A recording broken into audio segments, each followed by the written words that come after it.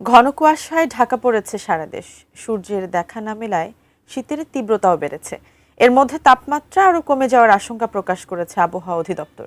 শীত ও কুয়াশার সর্বশেষ পূর্বাভাস নিয়ে বিস্তারিত জানাচ্ছেন জান্নাতুন নাহার জেরি।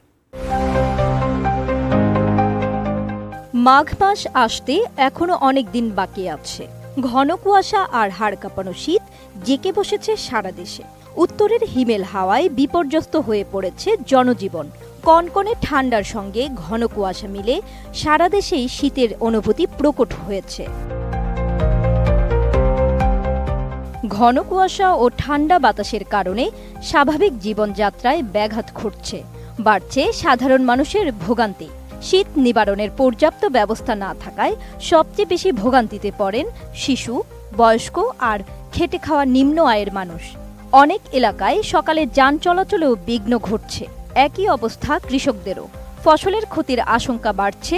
কুয়াশাচ্ছন্ন আবহাওয়ার কারণে দেশের অনেক জায়গায় শীতের অনুভূতি আরও বাড়তে পারে বলে পূর্বাভাসে জানিয়েছে আবহাওয়া অধিদপ্তর। মোনালিসা হেভি ফ্লো 15 পিস প্যাকেটের সাথে 8 পিসের একটি প্যাকেট একদম ফ্রি।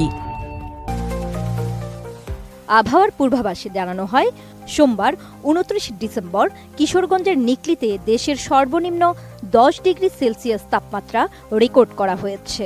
কুয়াশার দাপট আরও কয়েকদিন স্থায়ী হতে পারে। পূর্বাভাসে আরও বলা হয়েছে, বর্তমানে দেশের কিছু অংশে হালকা শৈত্যপ্রবাহ বয়ে যাচ্ছে। আগামী কয়েকদিনে রাতের তাপমাত্রা আরও 1 থেকে 2 ডিগ্রি কমতে পারে। জানুয়ারির শুরুর দিকে এই তীব্রতা আরও বাড়তে পারে। জানুয়ারিতে তাপমাত্রা 6 ডিগ্রি সেলসিয়াসের নিচে নেমে যাওয়ার আশঙ্কা রয়েছে, যা দেশের বিস্তীর্ণ এলাকা, বিশেষ করে দরিদ্র, বয়স্ক ও খোলা আকাশের নিচে বসবাসকারীদের জন্য ঝুঁকিপূর্ণ হতে পারে।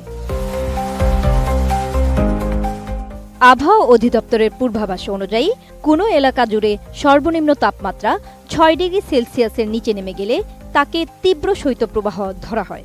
6 থেকে 8 ডিগ্রির মধ্যে থাকলে মাঝারি এবং 8 থেকে 10 ডিগ্রি সেলসিয়াসের মধ্যে থাকলে তাকে মৃদু শৈত্যপ্রবাহ বলা হয়।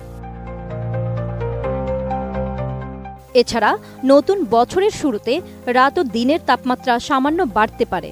ঘন কুয়াশায় সড়ক ও নৌপথে চলাচলের সময় হেডলাইট জ্বালিয়ে সাবধানে চলাচলের পরামর্শ দিয়েছে হাইওয়ে পুলিশ ও BIWTA।